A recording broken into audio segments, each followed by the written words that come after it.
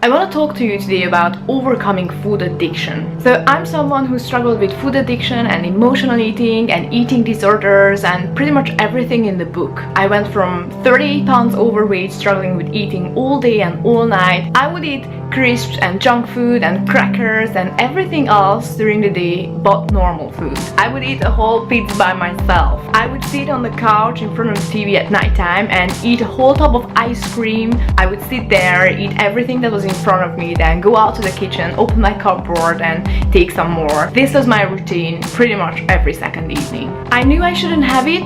I knew that I shouldn't do this, but it just felt like the food was in control of me, like it had some kind of superpower over me. It just controlled me. It was a really bad addiction. I couldn't help it. I ate when I was happy, I ate when I was sad, I ate when I was mad. I always found a reason to actually eat something. But guess what? It didn't make me feel happy, right? Because as soon as I finished eating, this weird guilt and shame and weird bad feeling came over me, and just asked myself, what just happened to me? Then I would go from that point to saying, you know what, I don't want to do this anymore. I'm tired of food controlling me and constantly feeling guilty. The only way that I felt that I could have control is to go to the exact opposite end of the spectrum. That's when I find myself starving for days, then binging and hiding in the bathroom trying to throw up. Secretly hiding from everyone because I was clearly ashamed of myself.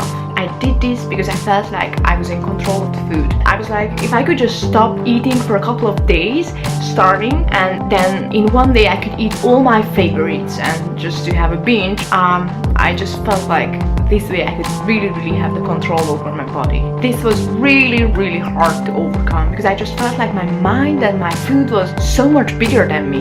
One day I was feeling completely miserable and defeated and crying after a huge binge. You know, when you feel that everything else is dark around you? I was just kind of praying, asking God to help me because I cannot do this anymore. I don't want to do this anymore. I was just tired of this, how I was hiding. So I was just asking God to help me. I really needed help. And then this thought just came to me that, hey, what are you doing? You're so much more powerful than your food, and you deserve so much better than this. You are better than this. Food is stagnant and it has no actual power. It has no emotions, no intentions. It just exists. I'm the one with the actual control. And then I was just like, wow, this is so true. I was so amazed because really food cannot tell you what to do. It has no actual power over you. I am the one who actually possesses the power, and I was submitting all my power to the food. So this is the first thing I started to think about. I want you to take back control right now.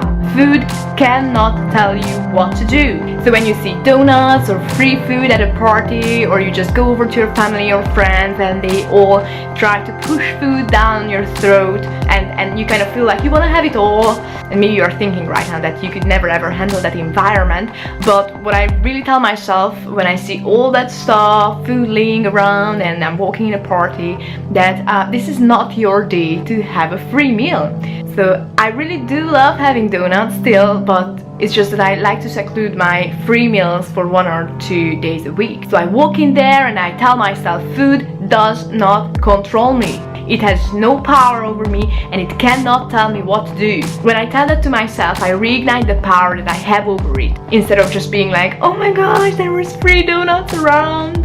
Instead of submitting to food, I just tell it what to do. Then the second thing is that I stopped identifying myself as someone who had a problem with food, someone who is a food addict, or someone who is an emotional eater. I used to say that to myself, that yeah, I'm just someone who is an emotional eater, I'm just someone who has a very unhealthy relationship with food, and kind of I believed that. I always said that to myself because kind of no one else around me knew what I was doing. It was just something that I hid from everyone because I didn't want people to think that I'm weak or I have a problem or they need to help me or anything like that. But hey, we do crazy things when we want to lose weight, right? So I just started telling myself, no, I'm not a food addict, I'm not an emotional eater, I'm not a person who has a problem with food. This is just not who I am. That's just like a separate thing from me, because right now it may seem like your identity and the addiction is one thing, but really what you need to do is just to separate the two things and just to tell yourself, yes, I'm Lexi, I'm free, I'm powerful, I'm in control of what I eat. This is the addiction. It's not me, it's not part of me, it's not my identity, it's not who I am. And even though I didn't believe it at the time, I still started telling myself these things. It allowed me to separate my identity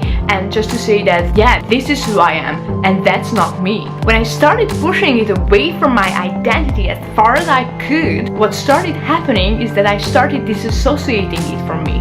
So eventually I was able to step out and say, no, this is not who I am. And because I separated it, I became this free person, free from emotional eating, free from being addicted to food. Also, I know that on this topic, cravings is the one thing that usually tumbles us into wanting to eat everything. And that really is the trigger for food addictions to start. When we start having those cravings, that's when everything goes just nuts. So I actually made you a free craving crusher cheat sheet that's gonna help you when you're in those moments of having cravings. You can actually overcome cravings and just have that one thing that really helps you when you have your cravings. So I included not one but 5 tips that will definitely help you to curb your cravings once and for all. I really think that it's gonna help you win this battle. It's free, it's totally free, so all you need to do is just to tap the link below and to download your craving crusher cheat sheet. I hope it helps you with your own journey. Just so you know, it doesn't happen overnight, but you are going to become stronger and stronger and stronger and eventually completely free. You start practicing mentally up here, overcoming it and not allowing food to control you anymore. Because girl, you have all the power.